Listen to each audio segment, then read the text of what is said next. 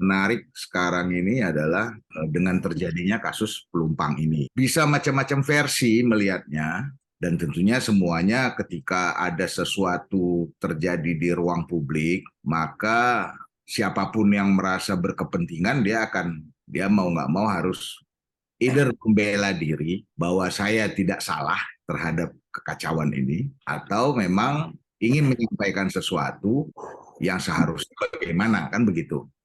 Nah, dua bahasa ini kan tidak bisa ketemu kalau misalnya tidak ada satu titik temunya. Ya kayak kita ngobrol lah, yang satu bahasa Jawa, yang satu bahasa Batak, nggak akan ketemu. Jadi kita mencoba mencari common language lah, biar sama-sama kita bisa melihat masalah ini dari perspektif yang semestinya bagaimana. Sederhananya memang banyak, kita tidak membahas tentunya tentang timeline politik dan sebagainya, tetapi apa yang diurusi oleh planuluh ini atau planner atau penata ruang gitu, itu adalah ruang publik. Nah, ruang publik itu artinya ruang bersama.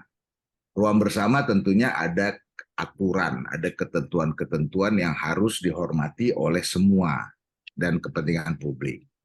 Artinya sesuatu yang harus disepakati oleh semua pihak, bukan hanya kepentingan privat dia. Untuk itu tentu ada ketentuan. Seluruh ujung daripada ketentuan itu berarti merupakan urusan pidana, karena dia mengganggu kepentingan publik. Jadi kalau ada apa-apa itu adalah urusan pidana. Maka yang namanya tata ruang itu memang harus memiliki sebuah landasan hukum. Ini kan harus ada sebuah landasan hukum yang mengatur apa yang boleh dan tidak boleh dan menjadi kesepakatan bersama. Nah, ini akan ceritanya akan panjang kemana-mana. Tetapi yang menjadi pertanyaan adalah bagaimana proses untuk memastikan sebuah ketentuan hukum itu bisa ditegakkan. Kita seringkali tahu bahwa itu tidak boleh, tetapi ternyata ada. Paling gampang sederhananya beginilah.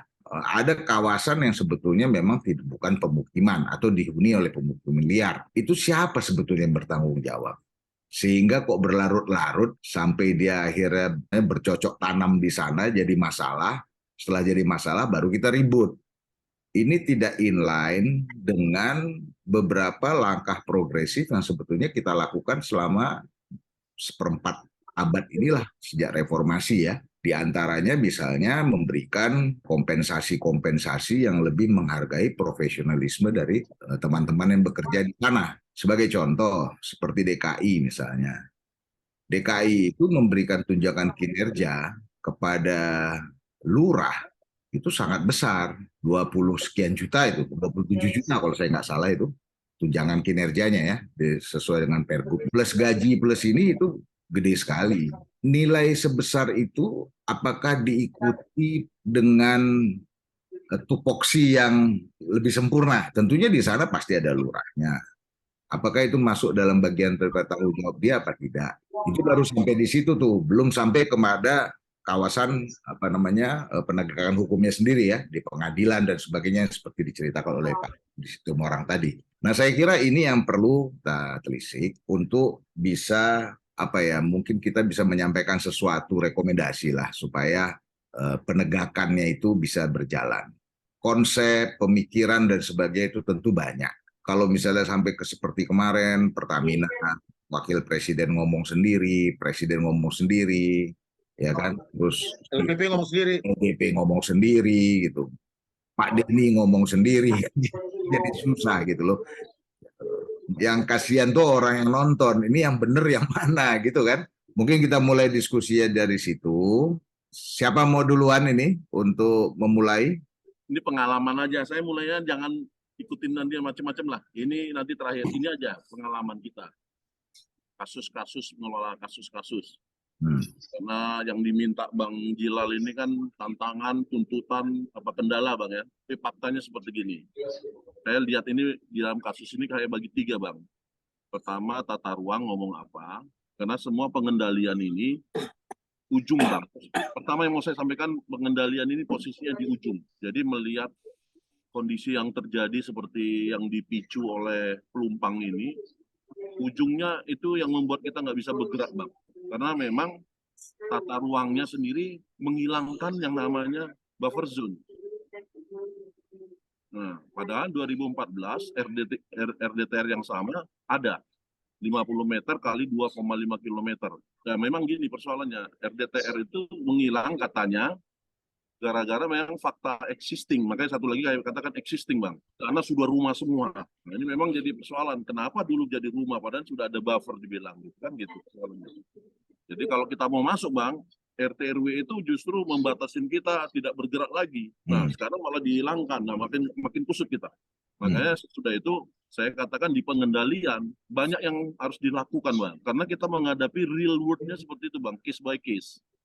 Kita harus meyakinkan orang itu bukan hanya berdasarkan tidak sesuai dengan tata ruang. Kalau kita baca audit, mungkin kita mesti pastikan ada nggak izinnya.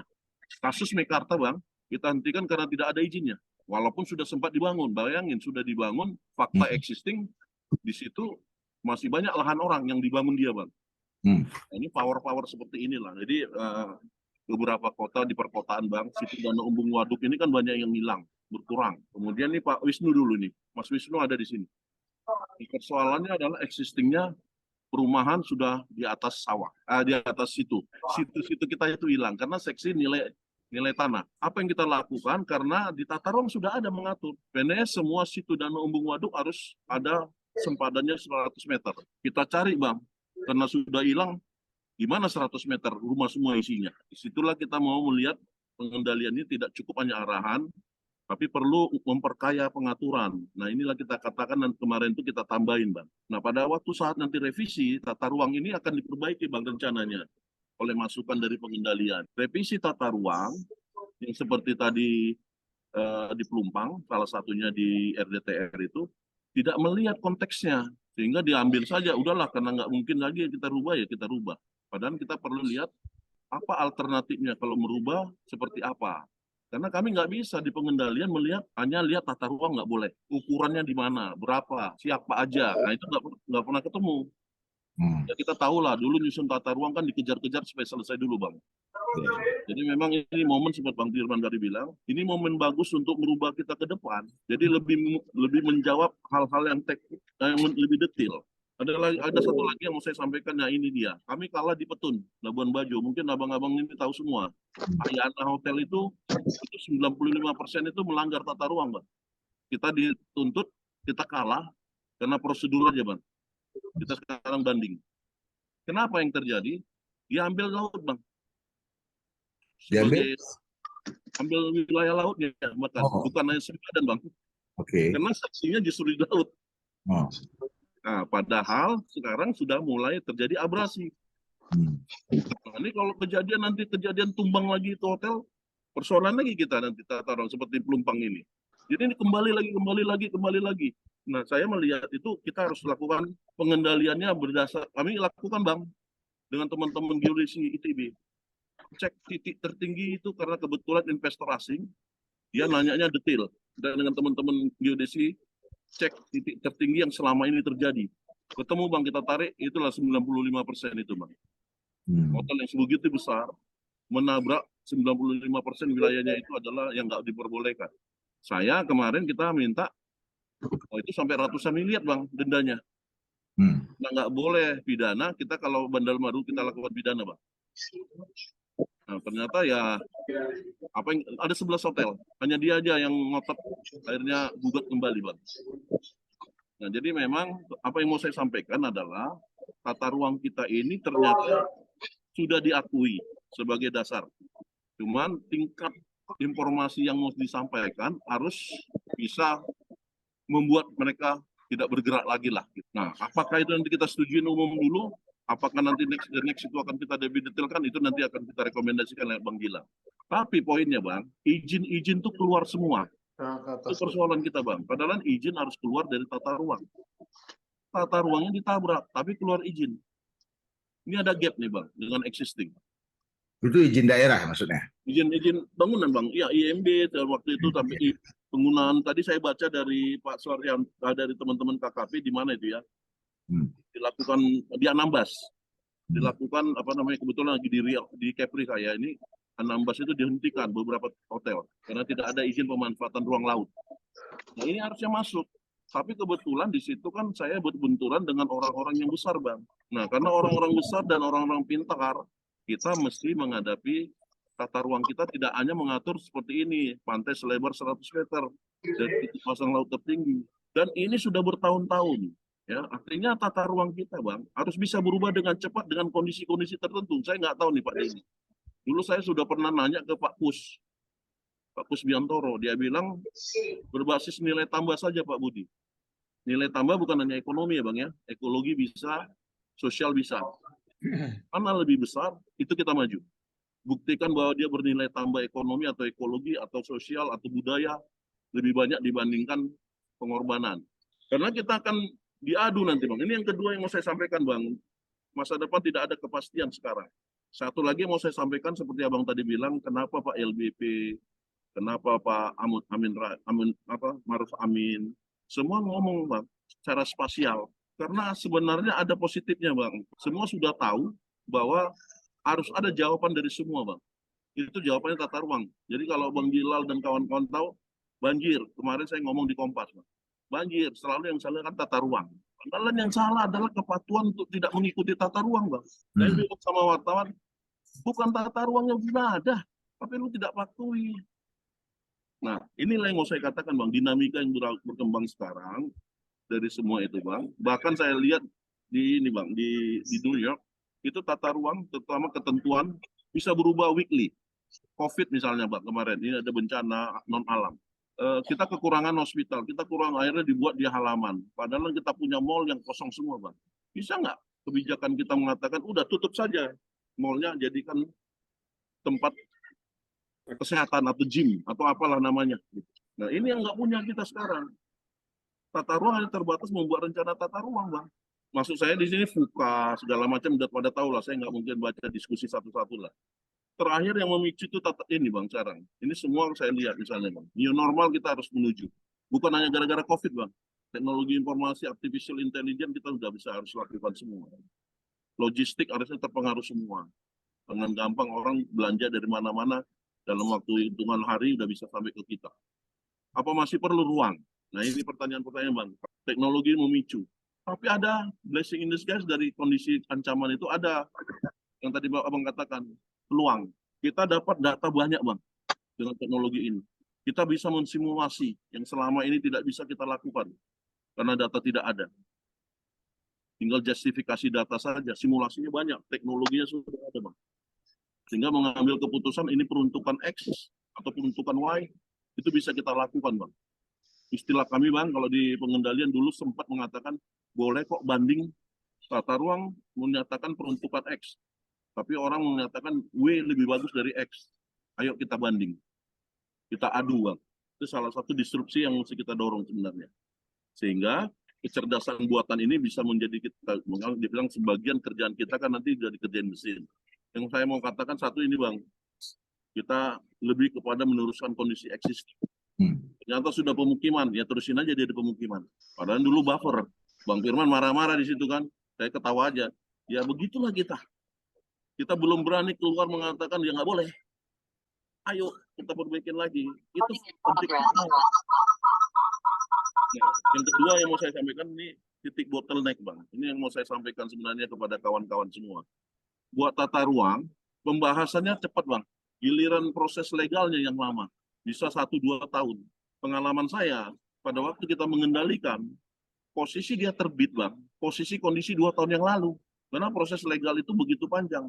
Dan tidak dirubah, Bang. Jadi dia punya nomor sekarang, perda berapa, itu terjadi sebenarnya kondisi yang 2 tahun yang lalu. Jadi sudah pasti kalah kita dengan swasta, Bang. Jadi kita nggak bisa akan seideal dengan rencana tata ruang lagi yang kita buat setengah mati itu. Jadi planner itu akan menjadi ya pengikut aja, follower aja, Bang. Existing aja kita ikuti. Nah ini sama nggak usah ini, Bang, tapi yang mau ke depan lah saya katakan. Harusnya tata ruang besok responsif terhadap perubahan. Demand oriented, semakin kompleks. Kalau enggak, Bang, kita akan ditinggal. Kemudian kita punya kekuatan simulasi karena data akan banyak sekali dengan teknologi. Kemudian kalau bisa kami di pengendalian, Bang, harus sampai kepada apakah memang peruntukan itu lebih baik dibandingkan yang lain. Itu mesti pede, Bang. Tidak kita ngomong lagi dominasi, boleh, masih boleh ini, tidak boleh ini, tapi boleh dengan kondisi-kondisi tertentu. Gitu. Ini dari sisi pengendalian, Bang. Nah, kira-kira apa dia bentuknya? Ya ini, Bang. Tadi weekly tadi, Bang. Cukuplah put atau peraturan zonasi itu kita katakan guidance. Kemudian kita ngomong harus responsif. Nah, di sini ada beberapa lah. Kemudian yang terakhir mungkin ini, Bang. Siapa yang melakukan? Ini saya masih mau ngomong komite, harusnya forum lah. Setelah tata ruang sudah jadi, saya nggak nolak tata ruang, Bang. Tapi tata ruangnya harus responsif. Dan boleh, karena responsif, dia harus bisa seperti modul gini, Bang. Jadi dengan cepat berubah. Tapi harus dasar ilmiahnya dan kekuatannya. Kalau enggak, kita bisa kalah.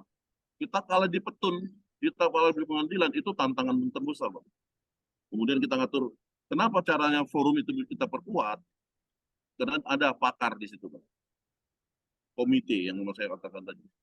Benarkah COVID itu dalam waktu tertentu bisa kita rubah? Mall ini menjadi gym. Atau resto tapi terbuka. Kita bongkar, terbuka. Gitu. Nah kalau itu cepat, pakar bisa masuk, kita rubah dengan forum.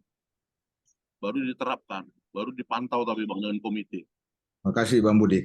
Tadi kalau di pengendalian itu biasanya kan kalau kita mengendalikan tuh ada semacam parameter ya, Ya, menjadi dasar kita untuk jangan melebihi atau jangan kurang, kan begitu ya Bang ya? Nah parameter-parameter itu kan yang sebetulnya atau harusnya itu diturunkan dari rencana tata ruang. ada di rencana tata ruang, ada turunannya Bang tadi. Ya, sama turunannya gitu ya. Katakanlah sampai tata ruang sampai RDTR lah misalnya Ya. seperti itu. Apa yang ada di RDTR ini kan yang menjadi acuan daripada pengendalian. Andai kata terjadi perubahan gitu, katakanlah seperti tadi buffer zone hilang. Nah, berarti kan tugasnya di pengendalian ya menggunakan yang perubahan saja kan gitu ya, Bang? Ya. Nah, yang menjadi pertanyaan itu adalah sebelum dia berubah, ketika dia dikatakan sebagai buffer zone, ada orang masuk ke sana, apakah pengendalian yang ada di ATR itu sampai ke situ? Kan tentunya agak repot tuh se-Indonesia untuk ngurusin itu. Sama lah seperti di Labuan Bajo tadi itu. Ya. Tiba-tiba bangunan itu sudah berdiri, baru si ATR-nya turun, kan gitu. Ya. Nah, ini yang maksud saya, apakah petunjuk teknisnya itu kurang atau bagaimana itu? Kenapa sampai terjadi bangunan itu sudah kadung berdiri baru kita turun gitu loh Bang. Itu persoalan yang luar biasa memang. Jadi memang fungsi pengendalian itu belum berjalan Bang pada waktu itu. Sama sekali. Yang saya katakan tadi kita mengikuti existing aja Bang. Mekanisme pasar. Jadi bangunan itu masuk, kita biarkan Bang. Dibiarkan lagi tambah besar, tambah besar. Kalau saya dapat datanya Bang dari tahun 1983 sampai 2023. Ternyata ya tadi masih kosong Bang. Tapi sudah ada titik-titik masuk. Makin besar 89. Kemudian 89 masuk ke 90. Makin besar. Terakhir itu paling penuh itu antara tahun 98. Itu ramai sekali Bang. 2003 sudah padat seperti sekarang. Jadi 20 tahun itu tidak berubah Bang. Nah, kenapa itu terjadi Bang? Ini kan Abang mesti tahu 2007 ya Undang-Undang Tata Ruang 26 2007. Itu baru hadir Bang yang namanya pengendalian Bang. Nah, itu sudah semua terjadi. Tapi itu bukan alasan juga sih Bang. Makanya di dalam pengendalian penertiban kami bagi dua Bang. Apakah pelanggaran sebelum tata ruang atau setelah tata ruang Bang? Kita fair Bang. Karena menentukan dia melanggar Bang. Ini nggak seperti kita nyusun tata ruang. Dia akan senang Bang ketawa. Kami kan memotong dia Bang, memutuskan dia. Boleh atau tidak Bang. Makanya saya katakan di sini, yang boleh bersyarat dan terbatas itulah yang kita intervensi Bang. Sudah terjadi di situ, makanya di sempadan seperti buffer zone sudah terjadi di situ, ayo lakukan kompensasi dengan risiko pemerintah Bang. Tapi kalau dia setelah tata ruang masih melakukan, kita lakukan pembongkaran bahkan pidana. Mungkin begini, ini mungkin karena kita apa yang diurusi tata ruang ini kan kadang-kadang bukan kadang-kadang, seringkali terlalu jauh daripada apa yang terjadi di lapangan. Ya kan? Jadi dia ngomong apa di sini, sambungannya ke bawah itu nggak ada, diseminasi dan sebagainya itu nggak ada. Lapangan itu berbeda. Nah, kalau misalnya ada sebuah keinginan untuk lebih menegakkannya seperti yang disebut tadi dalam Undang-Undang 2007 itu ya, di mana dihadirkan pengendalian gitu loh. Harusnya kan Seperti juga yang kita lakukan dengan keuangan, ada sebuah proses amnesti. Ada sebuah proses amnesti untuk memulai yang baru. Walaupun teks amnesti kita itu agak kacau balau juga, gagal dia. Niatnya dulu sebetulnya bagus. Karena kekacau balauan daripada pencatatan, sehingga banyak orang yang tidak mendaftarkan kekayaannya di dalam. Sementara itu dijadikan semacam escape clause bagi seseorang untuk mengatakan ya kenapa dia punya income banyak karena dia punya harta ini itu gitu ya. Maka dibikinlah strategi tax amnesty itu, you have to declare all your asset. Supaya besok kami tidak akan mempertanyakan sumber pendapatanmu dari mana, kan gitu kira-kira Bang. Ada sebuah proses, ada sebuah konsep transisi yang disebut dengan amnesti. Kalau bahasa kita di grup itu pemutihan lah. Gitu. Ini yang mungkin perlu kita pikirkan sebagai planner ya, sebagai planolog ya, sebagai sebuah rekomendasi supaya penegakan hukum atau penegakan tata ruang itu ke depan itu bisa berjalan dengan lebih baik. Ya. Seperti yang tadi transisi yang dibilang Bang Budi, ya itu juga salah satu. Tetapi karena nggak ada satelit yang mengawasin itu, ada di tengah jalan dia bilang, oh ini udah kemarin segala macam kan susah kita motongnya. Nah kalau tax amnesty kemarin kan langsung dideklar. Per ini berarti saya ampunilah kamu di belakang, gitu kan kira-kira. Baru ampunin itu bahwa itu nanti karena memang tidak cocok di cover sama negara dan sebagainya, itu adalah landasan hukumnya gitu loh Bang. Itu salah satu catatan ya mungkin ya. Sudah pernah kita pikirkan itu Bang Jilal. Amnesti ruang kita bilang. Aku pikir tadi neraca ruang itu salah satu harusnya Bang Jilal. Betul. Iya kan? Betul. Mana yang juga? Namun cuman benturannya Bang adalah yang tadi Abang katakan ruang publik Bang. Tidak seperti amnesti tax itu Bang, pajak itu. Nah ini konsekuensinya di kita, inilah ruang itu Bang. Yang Abang bilang tadi itu persis benar. Ruang publik, ada kepentingan publik, atau pajar tadi. Jadi hitungannya nanti harus sampai ke situ. Setuju itu Bang, tapi harus ada nanti layer baru mengatakan ada ruang publik yang seperti sekarang lah Bang. Ruang publik untuk amannya di Pelumpang. Nah apapun itu nggak boleh misalnya. Tapi kalau ini masih kita negotiable. Yang ini ya masih oke lah. Gitu. Selalu persoalan yang terjadi itu adalah ketika kita mau pindah dari satu hal ke tempat yang lain. Itu adalah proses transformasi. Nah, transformasi ini salah satu jalan keluarnya, ya cut off itu adalah dengan proses pemutihan.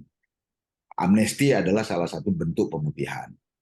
Nah, kita kembali aja kepada pokok soalnya. Pokok soalnya itu kan adalah ketika dulu pertama kali dibikin buffer zone di Pelumpang itu, artinya dari sudut pandang si planner atau tadi yang disebut dengan naskah akademis dan sebagainya tadi, yang bertanggung jawab terhadap ruang, mengatakan bahwa di situ harus ada wilayah penyangga. Keputusan untuk memberikan wilayah penyangga itu tentunya memiliki konsekuensi karena sudah ada yang keburu tinggal di situ, kan gitu kan. Tetapi karena perangkatnya mungkin tidak lengkap atau proses daripada semacam transformasinya tidak ada, yang tinggal di situ ya tidak diapa-apain.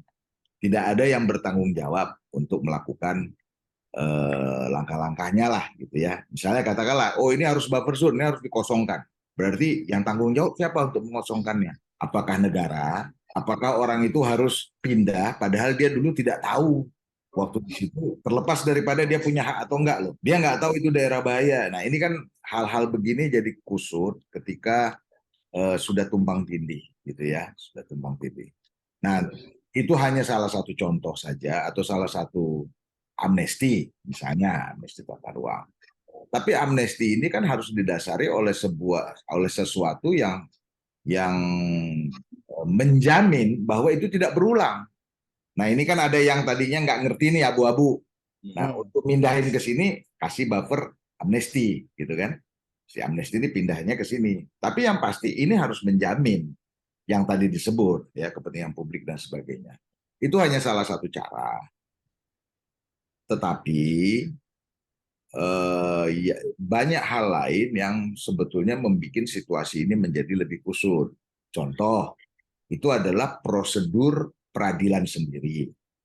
Ya, seperti apa yang dialami oleh PT UNN disebut dengan Bang Budi tadi. Ya. Kan kekalahannya itu administratif, bukan substantif gitu loh. Sementara yang administratif ini menghentikan yang substantifnya. Pemikirannya harus betul-betul komprehensif, sama seperti waktu teks amnesti itu ingin diputuskan, Bang. Ya, jadi waktu menentukan teks amnesti itu kan semuanya banyak abu-abu. Wah, ini warisan ibu saya, warisan kakek saya, segala macam. Nah, ini supaya clear, dipotong, declare deh. Nah, gitu.